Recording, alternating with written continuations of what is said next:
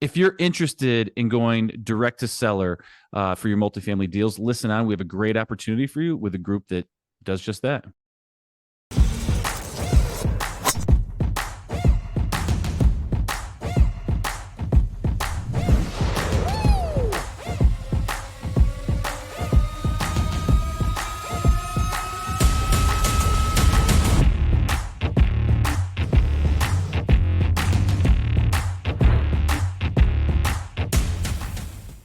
Hello, everybody. This is Jake Sanzio, host of Jake and Gino podcast. Here with my co-host, the multifamily mentor, the coach, chef, father, six, the best-selling author, Daddy Gino Barbo. Gino, how's it going?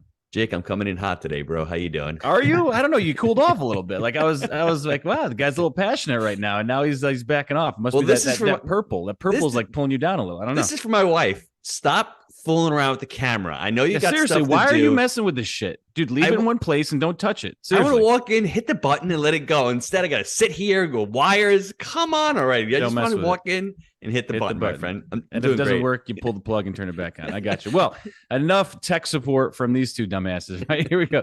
We have a great guest today. Today's guest is an entrepreneur, investor, and podcast host. He is a true rags to riches story and has the knowledge, experience, and skills to help anyone start wholesaling real estate, even if they have never bought or sold a house before. So without further ado, Nathan Payne, welcome to the show. Thanks for having me, guys. I appreciate it. It is our pleasure. So as I was saying, let's get to know each other a little better here. Please share with us your background and how you got started in business. Yeah, so I was got started in real estate about 4 years ago. I graduated from college. My buddy was one of my roommates. His dad was a wholesaler at the time in Missouri. He would find properties, he'd get them ready, and then he would sell them to investors that were foreign or either in like California where they got a bigger return on their investment in Missouri, like in those cheaper areas. So my buddy was wholesaling, and I was doing in college, and I was doing door-to-door sales, and we were back and forth throughout college. He was like, hey, come wholesale, come like do real estate. And I was like, hey man, I'm making good money doing door-to-door. Because in college, that was like a big thing, right? You know, you got a bunch of your friends and you'd go out and sell for a summer. You go knock doors. We were selling steaks or what? What are you selling, man? We were selling truck? Dish Network. Yeah. So satellite TV. So we were out there in the boondocks, you know, Terre Haute, Indiana, just random places where cable was kind of bad, you know, the connection. And we would just go there and clean up, get people on, you know, the nice DVRs, hook them up when that was a cool, you know, bigger thing. It's probably not that big anymore. But so we did that. I did that throughout college. And then after college, I was like, got married, and I was like, man, I don't want to live a transient lifestyle. My wife doesn't want to move around every summer because it's a very transient lifestyle. Like you got to go, you know, every summer to a new area to sell. Because if you keep everyone in their own nomad life. That's right. Yeah. If you keep everybody in their own environment, they're not going to want to get up and knock doors, right? So you got to go plant them somewhere in a random area that they don't know anybody, get them to work. So did that. And then I didn't want to do it anymore. Reached out to my buddy, said, hey, you know, I'm trying to use my sales skills. Let's go into real estate. He was working a job. I was still doing that. We quit. We went all in on wholesaling. Just I did the only thing I knew. Went and knocked doors. Got, you know, one of our first deals from knocking doors. Then went cold calling. And then, you know how it is. You just you literally started knocking on doors. You weren't even picking up the phone at that time. We called a little bit, but I was just more comfortable in the beginning, just knocking doors. That's hilarious. So we go to crappy It's not the most efficient, but that's great, right? You got some deals done. No, but just went into crappy neighborhoods, and we're like, hey, you know what? The pitch was somewhat like, hey, we work for a buyer. He's looking to buy in this area. Are you selling? Right? Even though it was us, we're trying to get the deals. We were just trying to, you know, we didn't want. So to play devil's advocate, did you have a higher close rate because you're in person than over the phone? Yeah, it had to be, right? Yeah. I would say you're always face to face. They say belly to belly, you're gonna have a higher close rate. But I mean, I was such a noob at that time. I think my close rate was probably pretty bad. So yeah. So Nathan, what did you get out of college? Relationships. That's how I met my. I think you got a wife. No, I didn't meet my wife until after college. We met on a dating nothing. app. So no wife from college. Met on a dating app, and then so that's pretty much it. Would you have gone to college now looking back, or would you have said, hey, I'm going to go into sales and I'm going to learn sales? It's a very interesting thought because I mean, college was fun. You had a good time. So it's like, do I replace the fun and the relationships for making money and just getting a head start? Probably not. I probably would have had fun still because money's cool, right? We all want to, be successful, but I had a great time. So I probably wouldn't replace the relationships and the fun. So what skills did you learn from going knocking door to door? The ability to take no for and not get offended or let it affect you. Doesn't affect me at all.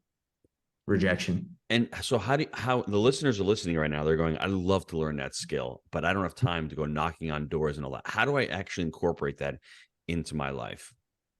Well, I guess it depends on what phase you are in your life, right? Like if you're a young guy, you probably could go knock on doors if you already have a job and you got a family.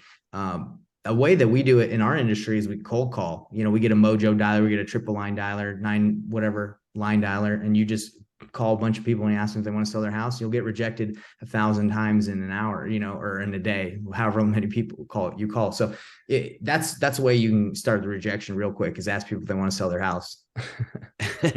So when you're doing this, how does the script go? What do you say to people to actually try to get that yes? It's not so much of a try to get the yes. It's more of try to find the opportunity, because you can't convince anyone to sell their house. It's either something they've decided to do. It's not, you can't randomly call someone and, oh, I haven't thought of that. It doesn't really happen like that. So you find the opportunity. That's why taking rejection is stupid, because like when I was doing door to door, and if you get offended, it's stupid because, if I knock on someone's door and try to sell them Dish Network or TV and they don't watch TV, why are you going to get upset with that person? They don't want your product. They don't have a problem. This brings up a really interesting topic. So we have a group of guys that, we do a lot of deals through brokers, but also there's a group of guys that, similar to you, call apartments for us in our area. Mm-hmm. And we work with them directly, have a weekly meeting with them.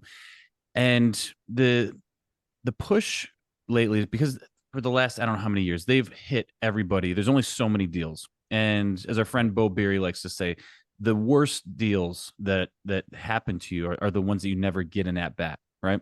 It sells off market. Someone bought it direct, whatever the case may be. And those are the ones that sting the most, because ultimately you just want an at bat. You want to try to, give your best to get the deal. So when you don't get that opportunity, it stings. What I've been trying to coach our guys on is that, look, you've already either attempted to speak to these people or given them some type of message. If it's the same message, hey, would you like to sell your property over and over again? It gets stale and it gets weird because they got a million guys doing that. So I think aligning yourself in the type of partnership scenario is better. And what do I mean by that? If you're reaching out, hey, you may not be ready to sell yet, but we have a presence in your community. We're local and we own X amount of units, right? That's setting it up. And then you say, when you're ready, or if you ever would like an offer, we're here. And we just hope that you save our information and give us a chance when you're thinking about moving it. Because then at that point, you're partnering and aligning yourself with the people. And if they are ready at that time, maybe you get that chance. But if not, maybe they save your number. And if you hit them enough over a period of time, maybe it's once a month, maybe it's once a quarter, whatever it may be. I think especially for larger transactions, you're aligning yourself versus just what everybody else does. Hey, you want to sell? You want an offer? And I think that, it's great to do that initially, but at some point you need to find a way to build more rapport.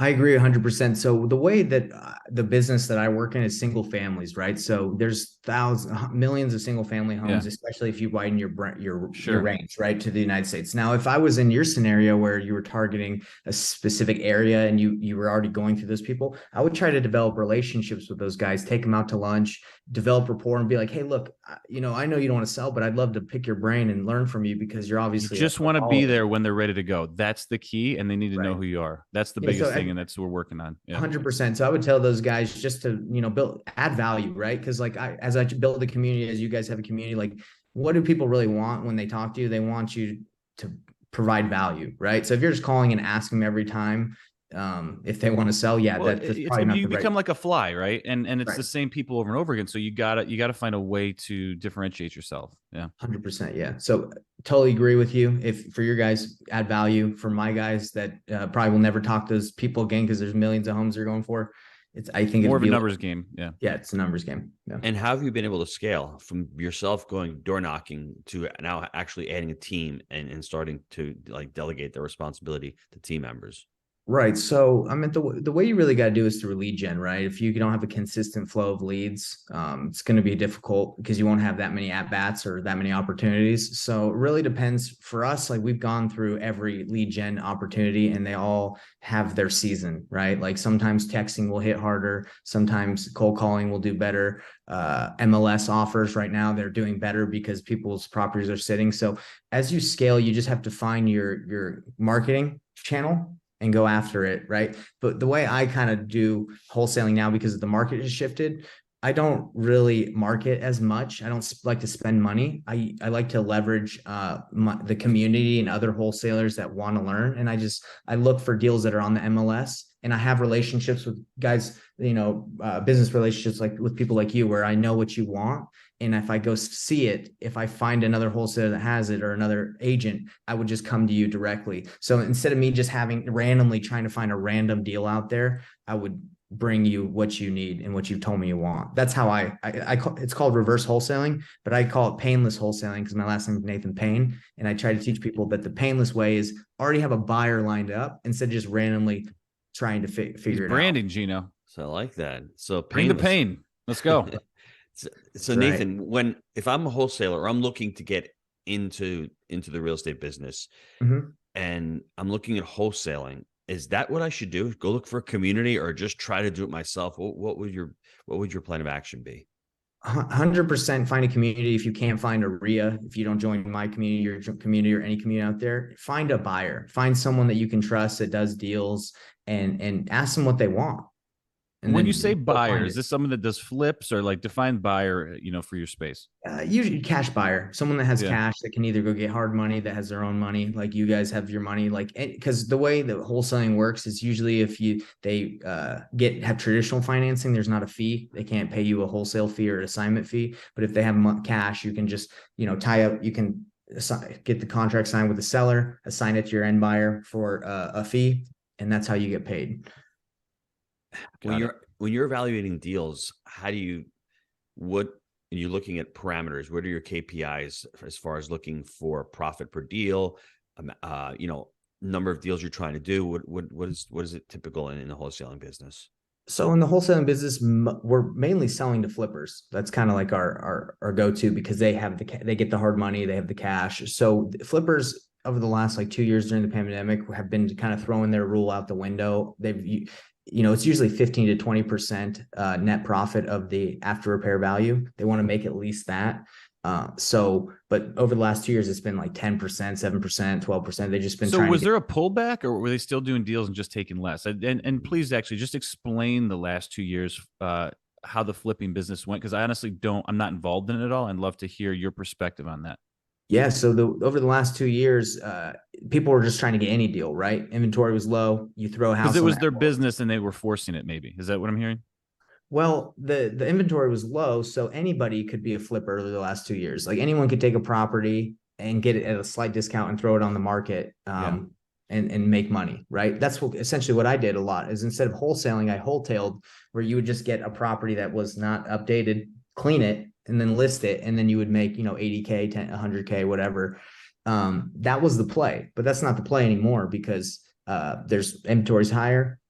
People are looking for the updated properties. And flippers are now like, hey, I'm not just going to buy something that's slightly discounted. I need something that's like at 60% of after repair value. So the difference is you have to define the hotel for me. It's like no, you said hotel, bro, not hotel. Wholetail. So it's not hotel, it's wholetail.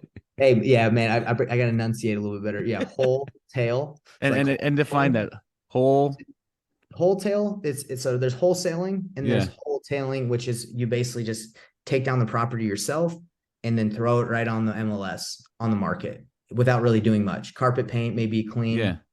And that's what they deem, that they call it wholetailing because it's. But what are the two words being combined? It's wholesale and what?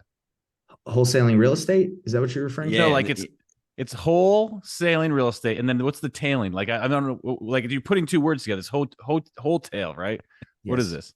But what's the tail? I think the tail, I've never dived into the definition, but I was Dude, just, you don't know what it means? Just throwing shit out there, man. He's like, I heard Sounds it. We're good. hotetailing it. I'm like, I heard it in a rap song, bro. It's all good. I've actually looked it up because I was trying to figure out how to spell it. And, I saw the definition, but I could not, rip it for you guys. No worries. I was curious because it sounded funny to me and it took me a minute there. Anyways, please carry on.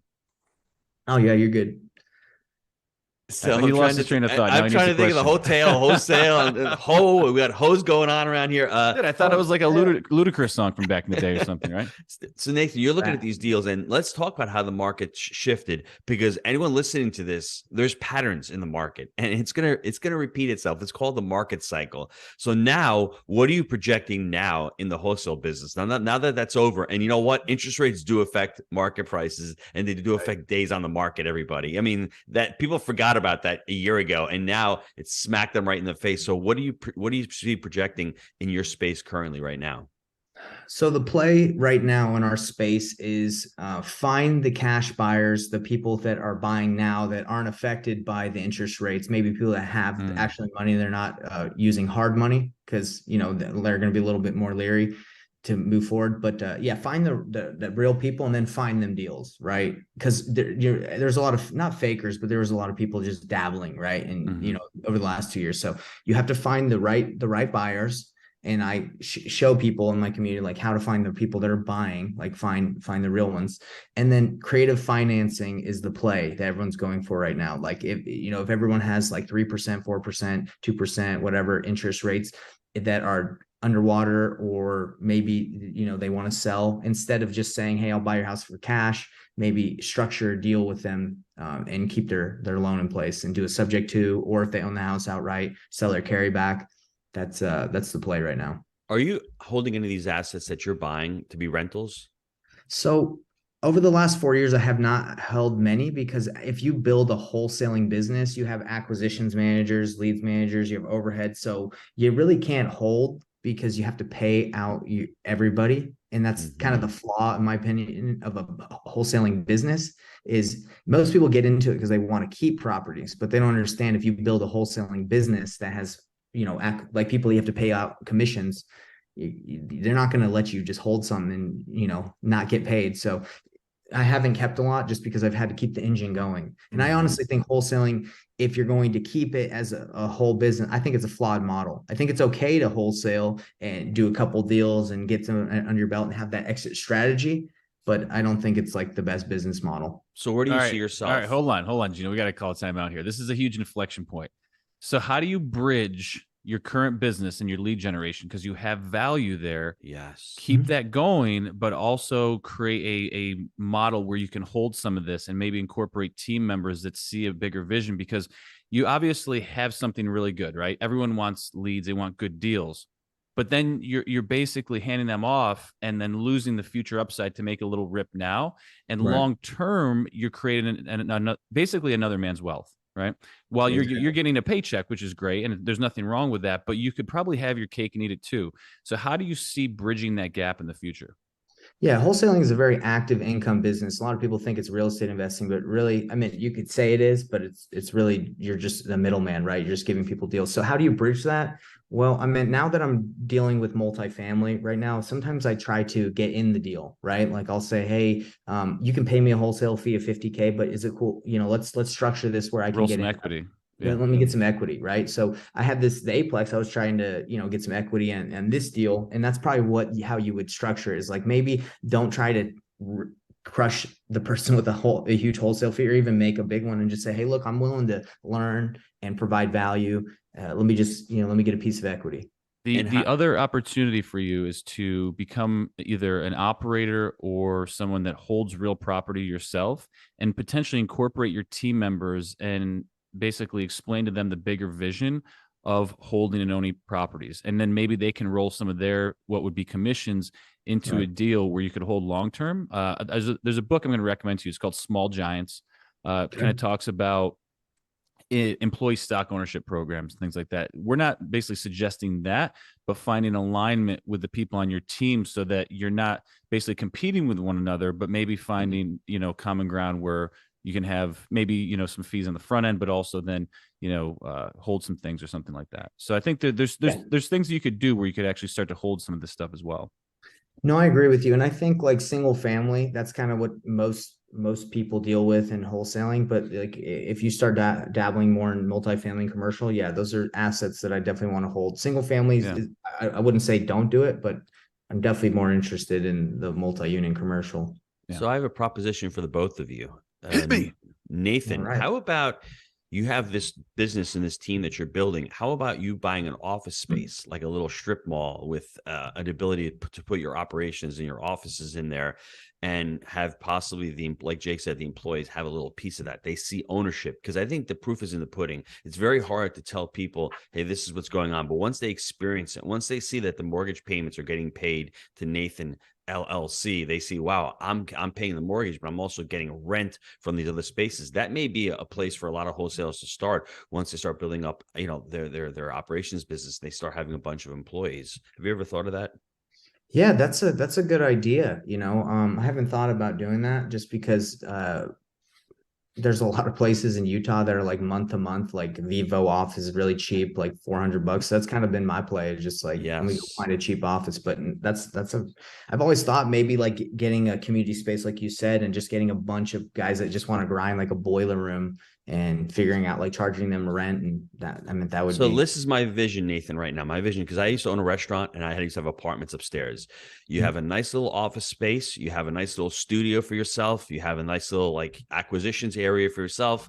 And then in the same strip mall, you may have a little pizzeria, a little nail salon. They're paying the rent for Service, the rent for if you're you. going to do it, get service-based things where people need to come in for, right? Like, Yeah. yes, barbershops, restaurants, coffee shops. And then Yeah. you have your own offices there. You have a nice little studio there. You do your podcasts and stuff, and you write it off. And then all of a sudden, you're in the business, and guess what? You got your cost segregation from the building. You're paying less taxes. And then your team members say, wow, this is pretty cool. We have ownership. I mean, we don't have to own every asset that we buy, but all of a sudden, the mentality starts shifting. So I think you should look into that. Yeah, that's a great suggestion. I appreciate that. I'd love to own a strip mall. That'd be sweet. And for us, how, you know, in the next 5 years, for you looking at the business, how do you see the wholesaling business? If everything's changing, how do you that's a see great question. in the next 5 years this business changing? Because a lot of states want to outlaw it. They want you to get a real estate license, Right. and it's very difficult in some states to actually wholesale. Yeah, it's interesting to think of where this business is going. I mean, there's so many ways to get around it. You can double close, which you actually purchase the property. You just would make less money on your wholesale fees. There's double closing. There's Jerry Norton is one of my mentors, and he found a way that you can buy a property in an LLC, and instead of assigning your contract, you just have someone purchase the LLC that holds the asset. There's just a lot of ways. So I believe that wholesaling will always be around. It just will look different. Maybe it won't be technically assigning the contract, but if you can find a discounted deal, whether that's a car, whether that's like discounted food, I mean, you're always going to have somebody that will pay more for it if you find the deal. Mm-hmm. And what are some of the biggest mistakes that you see wholesalers make out there? I think the biggest mistake is, you know, they see gurus, they see YouTube, and people tell them just to go spend money on marketing. So they go send out mailers. They don't even know who they sent it out to. They don't even know how to close deals. So they'll just blow money. I know because I did this. I would just spend money on marketing. And I heard the more money you spend, the more opportunities you'll get. So I was just spending money like crazy. And I think that's what a lot of people do is they just blow their money on mentorships as well. Yes. But before we go to the personal growth questions, last question for me is sales skills. I mean, where did you get your sales skills? I mean, I know you were door knocking, but are there any other mentors out there? You learned it in the streets, Gino.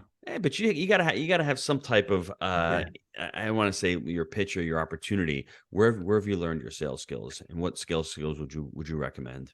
So I would say that door to door completely is the wrong approach that I learned to doing sales, right? Because you have one opportunity to get someone and try to close them right there. So I was kind of it was a pressure, more of a pressure. It's like, hey, our trucks are in the area, you can get this discount, and it was the wrong approach. I was good, but it was not the right thing to do. So after I learned scarcity, there's scarcity. Yes. Get it now, or we're gone. Exactly. Never coming back to this remote location again. Exactly. So I learned from getting in and getting my butt kicked the first year or a couple months of trying to get properties that was not the right way to sell. So I started learning from Franklin and Covey, sales training.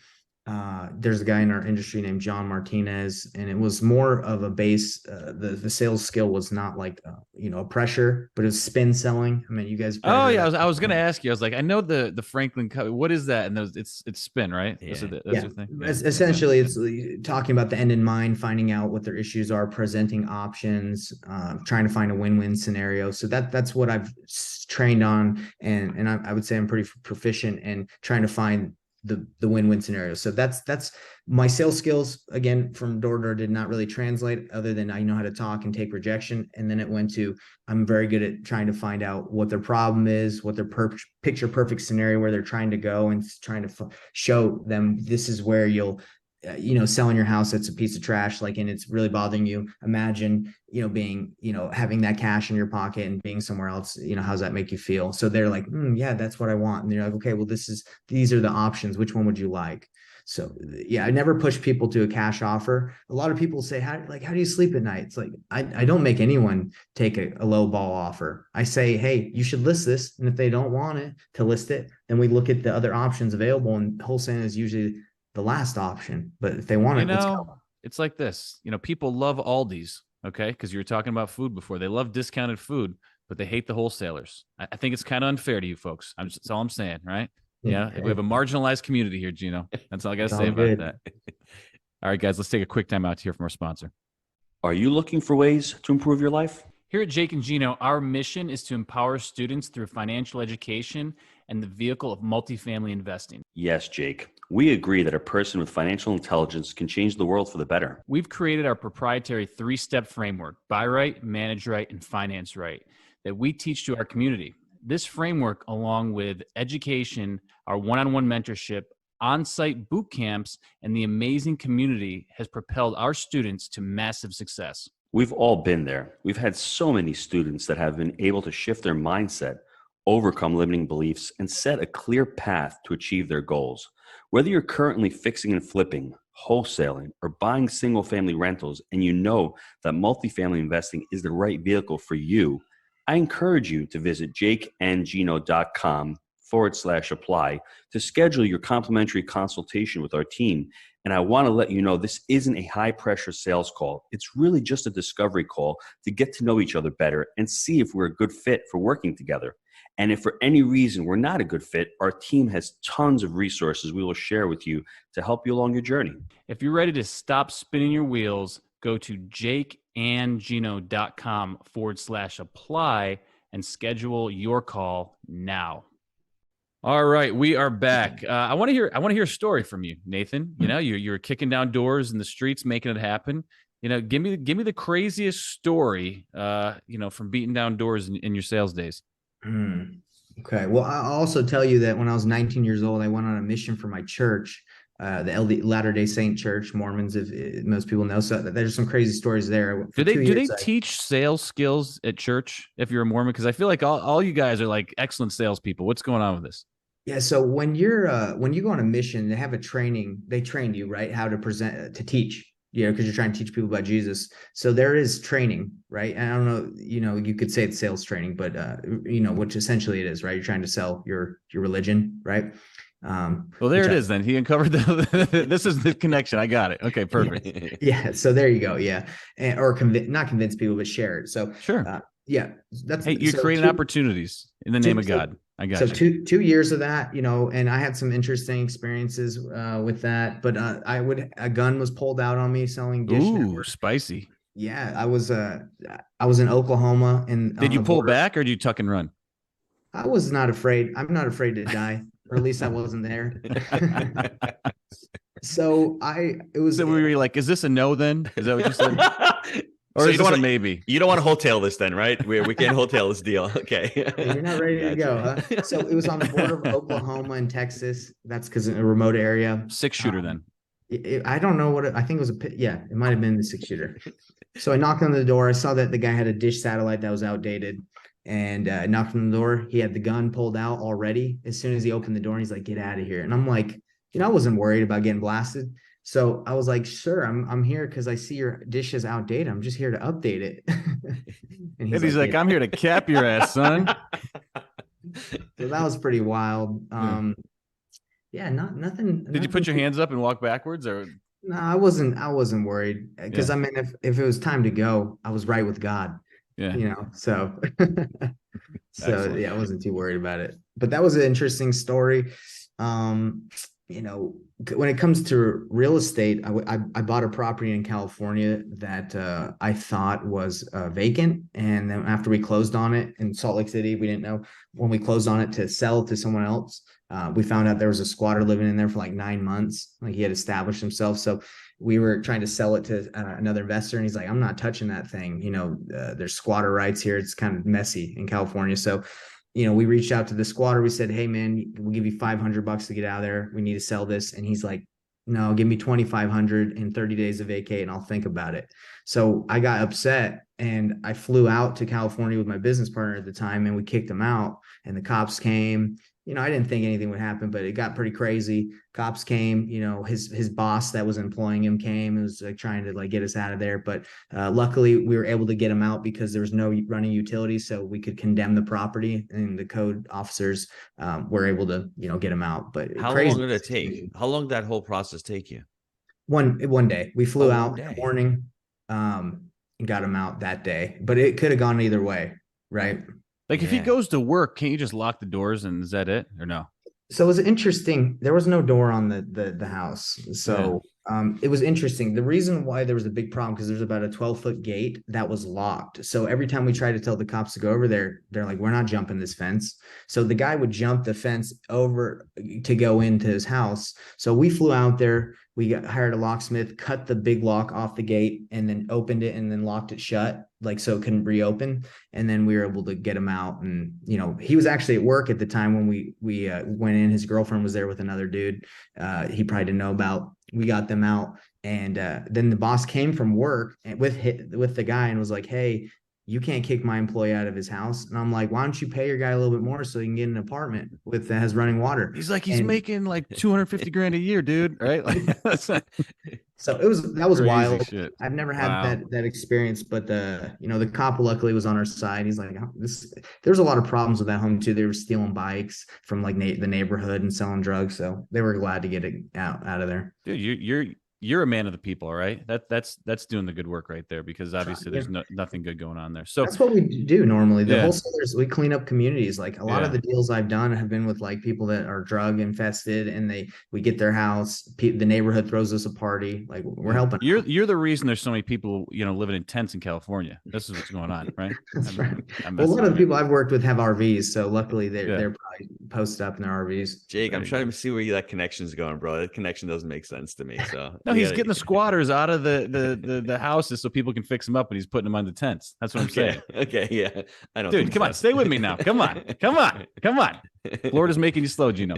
Hey, give the folks a basic script. Like if someone wants to start calling to mom and pop apartment owners, it doesn't have to be dialed in or anything, but give us like the crux, the bones of a basic script that they could use to start prospecting.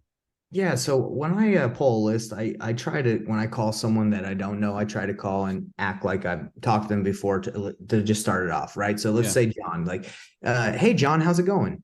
Who's this? Oh, hey, sorry. This is the first time I called you. This is Nathan. I'm calling because I see that you're the owner of the apartment on Main Street. I'm an investor, or I work with some investors in the area. We're really interested in buying properties in this area. Just reaching out to see if you're even open to the thought about selling that property."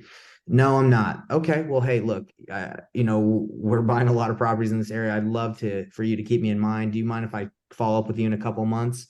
"No, don't ever call me again." I'll probably call him back again. Yeah. But that would essentially just be, or follow up, text, email, whatever you got. So right, throw them in a drip campaign. But essentially, like hold on, Gino, give him a round of applause. Well done, sir. There you go. No, but that's, guys, for because we have again a community and folks are sometimes looking for this type of stuff. There you go. It's simple, it's quick, it's to the point.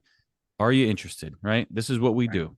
Can we potentially work together? I think that's great. So what were you saying? No, I was going to say that my community, if you guys, for example, or anyone that we reach out to, if you guys have lists of people that you want us to call, we'll put the community on it. And we already have the we're doing the reverse wholesaling, painless wholesaling method right now of just, we find someone that's interested and then we tie it up, right? We connect it. So that's what we do. You know, we're looking for deals and we want to help out. There's like an ecosystem here, right? Like we find the deals, you close the deals, you know, we work together. Yeah, no, I love it. Any books that you've read in the last couple of years that you want to share with the folks? Anything that's added value to your life? Currently I'm reading Business Made Simple. I don't know if you've heard of that book. Sounds very familiar. Gino, you read that one? It's the story brand. It's Donald Miller's second book. I haven't read that one yet. You read the other one though, yeah? Yeah, great. He's a great author. He's awesome. Donald Miller's awesome. I'm reading a book called Scattered Minds by Gabor Mate or Gabor. He's about like, you know, I have ADHD and they say apparently you can overcome it. So I'm trying. So I'm reading that book. Is that what you want to do, or is that your superpower? You can be messing yourself up, man. Easy with that. I'm not sure. I think it's my superpower, but at the same time, to run a business, it makes it difficult to stay focused. So doing that, I read The Slight Edge, which is a great book. Traction. I don't know, you guys know there's tons of great books out there, but I would just leave it at those. Awesome. So what's the best way? So if we have folks in, like I said, in our community that want to reach out and get some help, you know, finding more deals or turning over a list to you and saying, hey, how can we work together on this? What's the best way to get a hold of you? Right. So YouTube, Nathan Payne, you can watch my YouTube channel and then DM any comment. We'll reach out to you. Facebook, Nathan Payne. I have a Facebook group called Painless Wholesaling Group. Instagram, Nathan Payne official. And then I have a website called investorthrive.com. If you go to any of those platforms and DM me or message me or comment, like we'll reach out to you. I'll either respond or I have a virtual assistant in the Philippines who's awesome. He's on there on everything. So I would say that'd be the best way to reach out. Excellent. Gino, you ready? I am ready. Hit it. Give me a minute to recap the show. You got a young Nathan Payne going to college. He's going out there. First thing he's selling Jesus. And then he decides in the summertime, I'm going out and I'm selling some dish satellites. And one day he knocks on a door and he knocks on the wrong door. Guy pulls out a gun. He goes, you know what? If it's my time to die, I am okay. He said, bring it on, biatch. I'm all right with Jesus. And you know what? From that point on, I think he said, you know, I'm going to get into the real estate business. This wholesaling thing sounds really good. And he went from wholesaling to wholetailing to creating his Still own don't know business. what it is, but it's great. and what's really cool about it is it's just simple scales, all simple skills, sales skills. And what I like about it more than anything else, he's not pressuring anybody to do anything. He's trying to offer an opportunity to someone who may want to be able to sell the home. You just have to be at the right place at the right time. You got to make a ton of calls. And what I like about it, he's scaling up the business. He's not doing it himself. And now he's thinking to himself, how am I going to get into this multifamily thing? I'm looking at different assets. And I like it. If anybody's out there, they're young, they want to start in real estate, it's a great place to start, to actually get some skills, to learn how to sell, to pick up a phone, to get that rejection. And once you get those muscles and you get those skills, let's start investing that money that you start making. Excellent. Nathan, appreciate your time, gang. As always, we believe in buying deals for the long term. Think in decades. I'm Jake. He's the G Daddy, and we make it happen. We'll see you next time.